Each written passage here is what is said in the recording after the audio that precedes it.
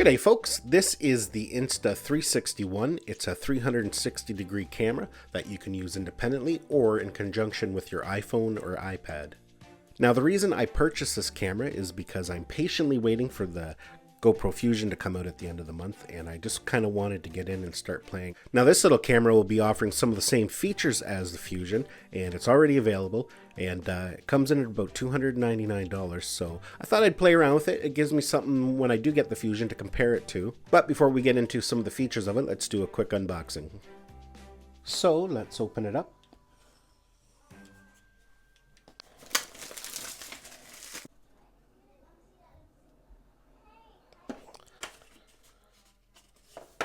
So it looks like we have some mounting information. So here's the camera here. We'll just set that aside for a minute. We'll see what else is in the box here underneath. So we have some instructions for some of the different modes. And we have the wire and the connector for doing bullet time style videos. Charging data cable. This looks to be more instructions. Cleaning cloth and instructions, quick start guide. So the camera is similar to the GoPro camera where it has two lenses, one on each side, and they're slightly offset. Supposedly that does help with stitching, and yeah, so that's kind of interesting.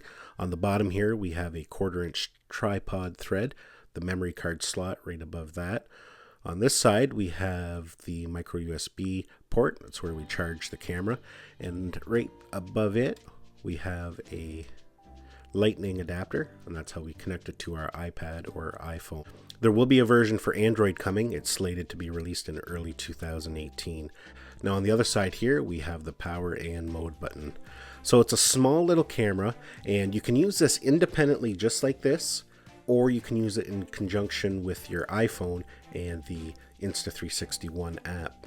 Now, if you do want to connect this to the ecosystem of GoPro mounts, you will need to pick up this little adapter. It'll just screw into the bottom and then give you a traditional GoPro prong mount. As for using the camera, to power it on, you press the mode button once. It'll turn on. The light will start at blue. You'll hear a beep. When the light turns green, it's ready to use. So it's a one button control. So to take a 360 degree photo, you press it once. You'll hear that little beep, and that means you've taken the photo. To record video, you do 2 quick presses. You'll hear a beep. You'll notice that the light will be blinking slowly. That means it's recording 360 degree video right now. To stop, press the button once more. Now they do have a triple tap mode as well, and it can be set to do various tasks. By default, it's set to do the bullet time video, and I'll go over that a little bit later on. Now you can program the triple tap feature of the mode button in the iOS app to do various tasks, such as time-lapse or a timer. And the timer one is actually fairly handy because if you've got this on an extension pole, you can triple tap it. It'll start a 10-second timer, and that gives you lots of time to get it away from you so you can get a nice surround photograph. Now, when you're all done shooting, you press and hold the button, and it will power off.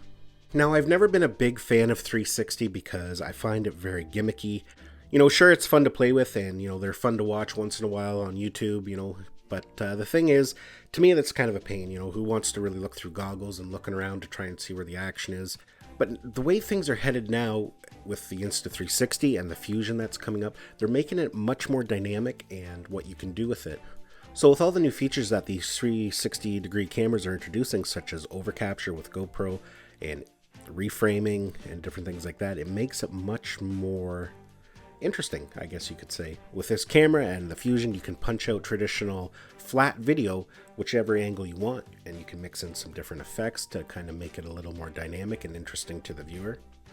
So now this is the case that comes with the Insta360. It basically just slides in there like so, and it's basically to protect the lenses. It doesn't really give it a lot of drop protection. Everything's still exposed here, so if you drop this down on some concrete, you could do some damage. I like the fact that even when it's in the case, you can still charge it. So you can put this in your camera bag with a power bank and charge it on the go. I don't love the placement of the power button and how it works. I've turned this thing on accidentally so many times just by touching the power button. So the case also doubles as a handle and a resting platform. You just insert the 360-degree camera in like so, and you can set it down on a table. Now, I don't know how secure it's in there, if I really trust it. I definitely wouldn't be going down a zip line or something with it just like that, because there's nothing really locking it in there. Definitely, if you're going to be doing stuff like that, you want to get something that screws into the 1/4-inch tripod thread. So to me, what really makes the Insta360 One stand out compared to some of its competitors is the app that they have for the iPhone and iPad. In addition, they have some really good software for a desktop computer. So to connect it to our iPhone, we're just going to pop out the lightning adapter just like so. So now we're going to insert the camera into the lightning port on the iPhone, and you have to flip it upside down. The software is designed to run upside down, so the camera is at the top there. So it's going to ask us if we want the Insta360 One to communicate. We have to give it permission, so we're going to hit allow. So right away our albums are going to come up. Those are the videos I just took when I was showing you how it worked, and some other stuff that I've done with it. Now from here we can just view our videos.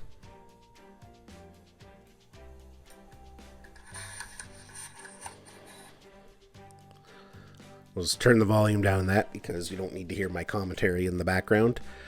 So yeah, there I have it already in Little Planet mode. It's kind of really cool how you can do that. What I find amazing with this and what the Fusion is going to be doing. So that's what I was referring to about I like the way the industry's going, because that is amazing. You know, you can get some nice shots of yourself without the poles being in there. You know, like there's nothing worse than seeing a pole in a shot. And yeah, so that's kind of cool. And the Fusion's going to be doing that as well when it comes out. You can flip it around to any angle. And, you know, you can zoom in, zoom out. Little Planet.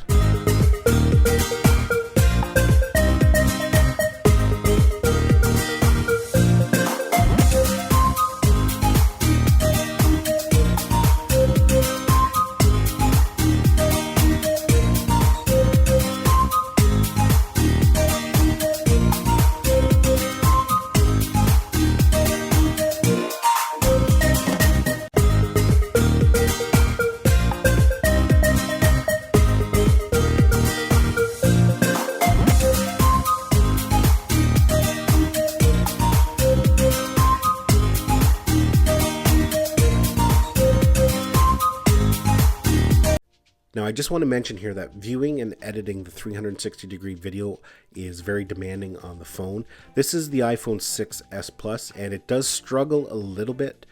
Definitely would not go too much lower. I've tried it on an iPhone 7, works flawlessly, and on the iPhone 8, it's as quick as can be.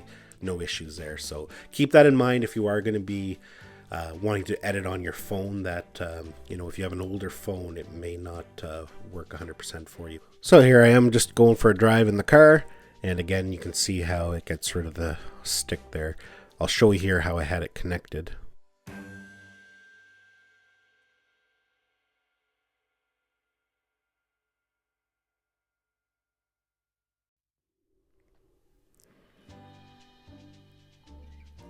So again, you can go to any angle you want. You can have it more of a flat style video, or you can zoom all the way out and then go into Tiny Planet, which is kind of cool.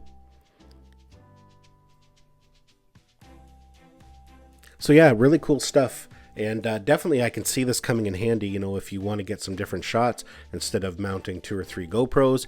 You know, just mount your 360-degree camera. You can then punch out whatever angle you want and blend them all together.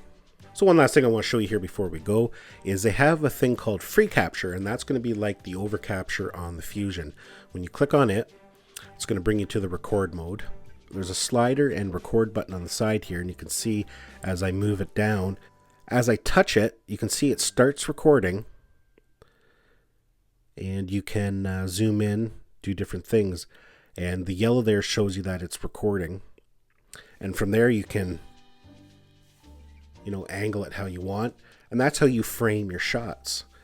When you're done, you go to next, and you can export it as a traditional 1080 flat video. So after you've punched out what you want, it's going to give you a preview of what you recorded, and then you can save it to your camera roll.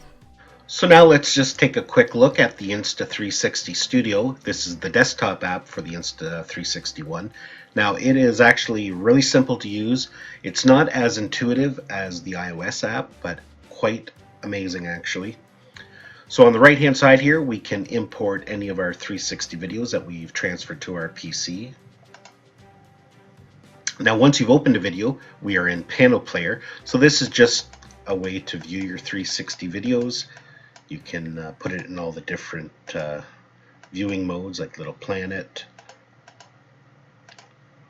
kind of more of a flat view.